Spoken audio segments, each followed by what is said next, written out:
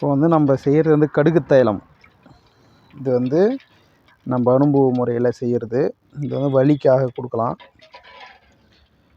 கடுகு, விளக்கெண்ணெய், சாம்பிராணி இதை சேர்த்து செய்கிறது.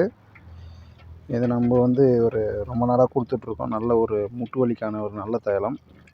எந்த வலி பிரச்சனை இருந்தாலும் இது வந்து அருமையாக கேட்குது.